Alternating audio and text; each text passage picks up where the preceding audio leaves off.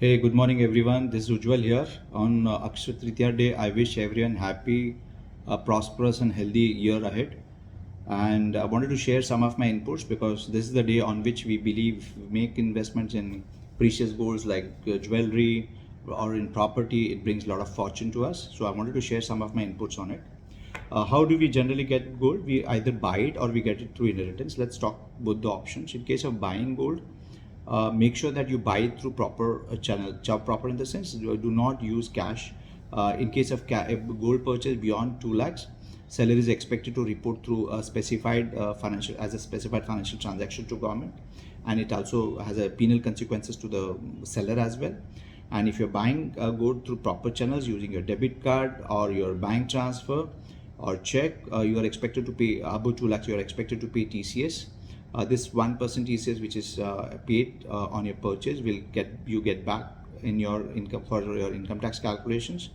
It's similar to TDS. You can use it.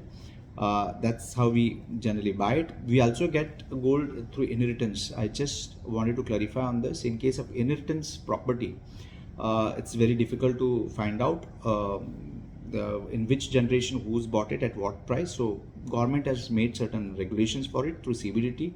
They've come out with a note which says that in case of a married woman, up to 500 gram of gold will not be questioned. In case of unmarried woman or a daughter, up to 250 gram of gold will not be questioned. And in case of man, whether he's married or not, up to 100 gram of gold will not be questioned. This is very important for you to understand because these will not be questioned by income tax department as long as they are inherited from your past.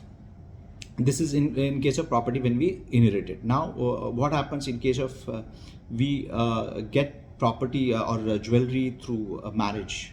In case of marriage, there are a lot of dear ones and near ones. They give gold as a gift.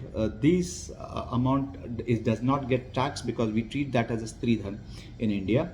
Very categorically, it is also stated that no matter what is the quantum involved, it is exempt from tax.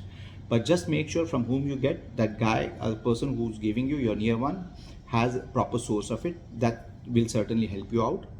Other than that, you also get gifts in normal circumstances. Make sure during the year your limit for taking gifts in either in form of gold or in form of money is not more than 50,000 rupees, or the value of that should not exceed 50,000 rupees. In case if it exceeds, you are expected to pay a tax on it. That's how we acquire it.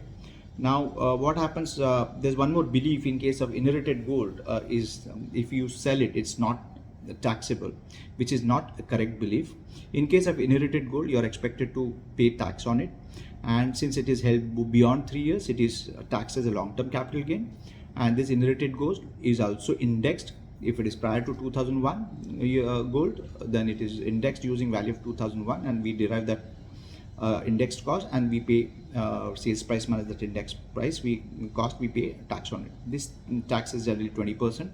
Because of indexing, long-term capital net impact will be lesser than 20%. So your net tax will be lesser than 20% in case of long-term capital gain. So this is sale of gold as far as inherited property is concerned. But in case of normal gold, be less than 3 years, it is a short-term capital gain and you pay normal tax on it.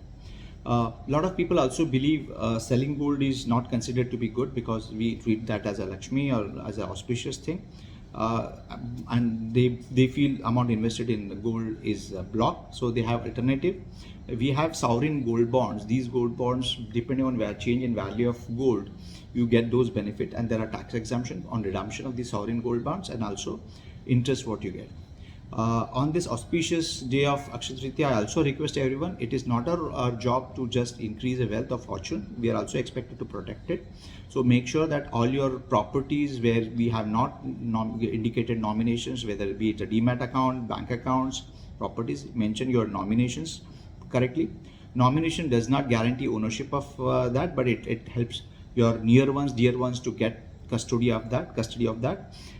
You should also think about making will on this date, because will gives you ownership of those properties, and if it is a registered will certainly help your near ones and dear ones in case of eventuality to become a owner of property. Thank you.